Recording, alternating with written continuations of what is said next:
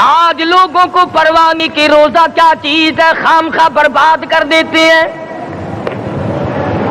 ارشاد فرمایا مدنی کریم صلی اللہ تعالی علیہ وسلم نے اگر کسی نے ایک روزہ چھوڑ دیا 100 سال تک رات دن گرمی سردی روزہ رکھتا رہے ایک روزے کا بدلہ ہرگز نہیں ہو سکتا۔ رمضان کے ایک روزے کا بدلہ نہیں ہو سکتا۔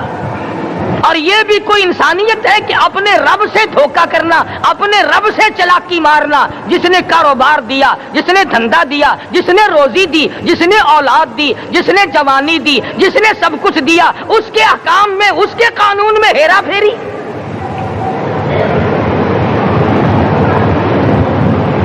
صحابہ کرام رضوان اللہ تعالی علیہ مجمعین کی جماعت کے یہاں تو ایسا ہرگز نہ تھا۔ وہ لوگ تو تن من دھن سے اپنے آپ کو قربان کیا کرتے تھے۔ اب آپ خیال فرمائیں کہ رمضان کا 17واں روزہ ہے اور جنگ بدر ہوا ہے۔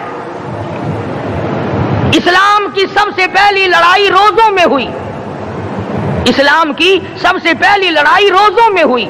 صحابہ کے پاس ریشن نہیں، اسلحہ نہیں، ساز و سامان نہیں، تلوار نہیں، تیر نہیں، گھوڑے نہیں، اونٹ نہیں، کچھ بھی نہیں، مگر پہلا میدان محمد کریم صلی اللہ علیہ وسلم کو جو صحابہ کرام کو بھگتنا پڑا وہ روزے کے ساتھ تھا اور گرمی کا موسم تھا۔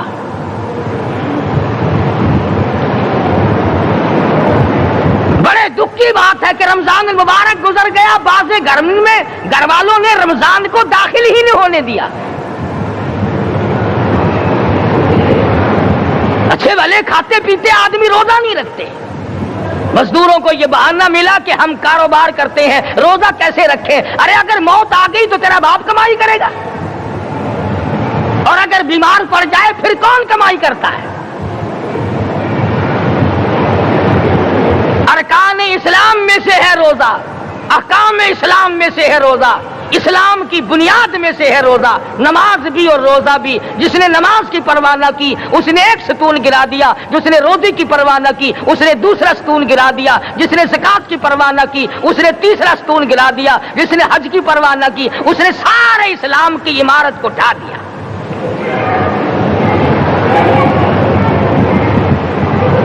ارشاد فرمایا مدنی کریم صلی اللہ تعالی علیہ وسلم نے کئی لوگ قیامت کے دن اپنی قبر سے اٹھیں گے، ان کے منہ سے کستوری کی خوشبو آ رہی ہوگی۔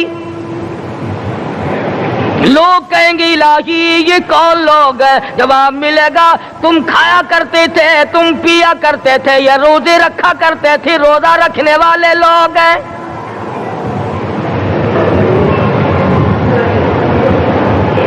ملتان کے دوستو، اگر تمہاری یہ تمنا ہو کہ ہم قیامت کی پیاس سے بچ جائیں، 50,000 سال کی شدت والی پیاس سے بچ جائیں، قیامت کے دن والی گھبراہٹ سے بچ جائیں، قیامت کے خوفناک عذاب سے بچ جائیں، اگر 50,000 سال کی دھوپ سے بچنا چاہتے ہو، شدت سے بچنا چاہتے ہو، گرمی سے بچنا چاہتے ہو، پیاس سے بچنا چاہتے ہو، مسلم شریف کی روایت میں ہے ایک آدمی کی زبان اتنی باہر لٹک جائے گی اس پہ 18 آدمی کھڑے ہو سکے۔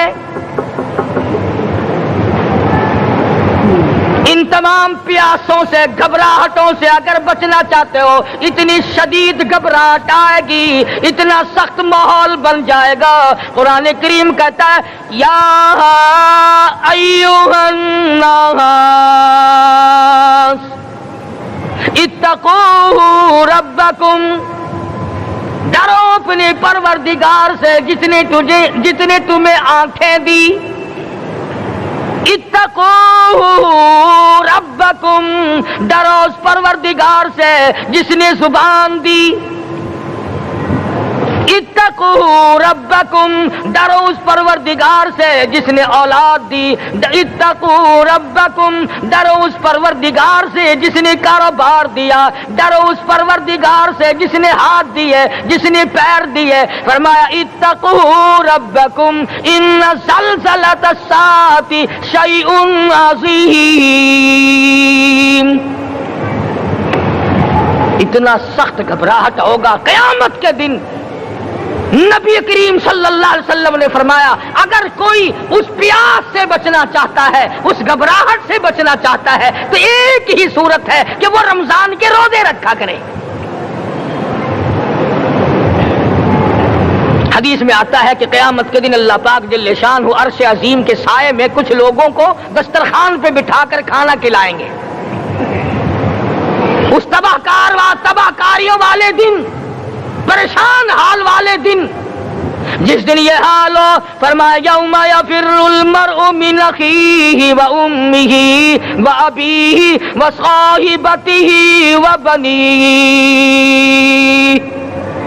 اما ابا بیوی اولاد کوئی بھی کام آنے کو تیار نہیں۔ حالات اس طرح سے دگرگوں بن جائیں گے۔ فرمایا کلا اذا بلغت التراقی وقیل من راق وظن انہ الفراق والتفت الساق بالساق الى ربک یومئذ المساق۔ فرمایا موت تمہارا کام آ کر تمام کر دے گی، یہ ہاتھ کام نہ کریں گے، یہ آنکھ کام نہ کریں گی، یہ پیر کام نہ کریں گے، یہ دل و دماغ نکما ہو جائے گا، یہ بیوی بچے کام نہ آئیں گے، یہ دھن دولت کام نہ آئے گی، تمام کا تمام نظام کائنات بیکار ہو جائے گا۔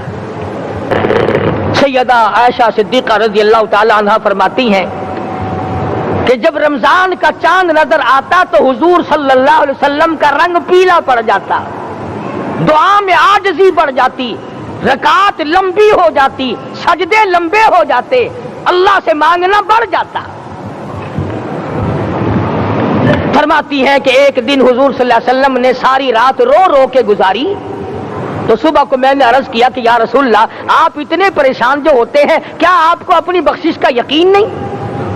تو آپ نے فرمایا میری عائشہ جب مجھے یقین ہے تو کیا میں خدا کا شکر گزار بندہ نہ بنوں؟ اس نے جو مجھے اتنا بڑا مرتبہ عطا کیا ہے میں اس کا شکر گزار بندہ نہ بنوں؟ نبی ساری رات روئے، امتی ساری عمر میں ایک دن نہ رویا۔ فرمایا ان تعذبهم فإنهم عبادك ان تعذبهم فإنهم عبادك وَإِن تَغْفِرْ لَهُمْ فَإِنَّكَ أَنْتَ الْعَزِيزُ الْحَكِيمُ۔ ساری رات گزار دی اسی آیت کو تلاوت کرتے کرتے محمد عربی صلی اللہ علیہ وسلم نے او میرے رب اگر تو ان کو عذاب دے تو یہ تیرے بندے ہیں، اور اگر معاف کر دے گا تو تیرے خزانے میں کوئی کمی نہیں۔ وَإِن تَغْفِرْ لَهُمْ فَإِنَّكَ أَنْتَ الْعَزِيزُ الْحَكِيمُ۔ تو بخشنے والا ہے، تو غالب اور حکمتوں کا مالک ہے، تیرے یہاں کون سی کمی آ جائے گی؟ صحابہ کرام تو جیا کرتے تھے اسی کے سہارے سے۔ سیدنا معاذ بن جبل رضی اللہ تعالی ہر وقت دعا کرتے تھے الہی جب میری موت آئے، رمضان کا مہینہ ہو، گرمی کا موسم ہو، میرا روزہ ہو، جہاد فی سبیل اللہ ہو، کافروں سے مقابلہ ہو رہا ہو، لڑائی ہو، اعلان ہو چکا ہو، تؤمنون باللہ ورسولہ وتجاہدون فی سبیل اللہ۔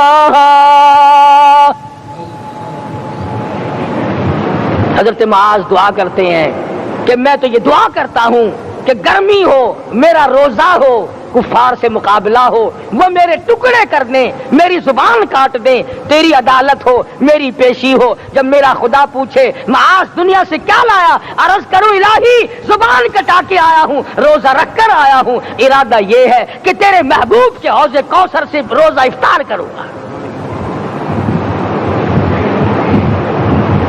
آج قوم کھلے بندوں کھاتی پھرتی ہے، انہیں شب قدر کا کیا پتا، انہیں لیلۃ القدر کا کیا پتا، انہیں رمضان المبارک کی بابرکت گھڑیوں کا کیا پتا۔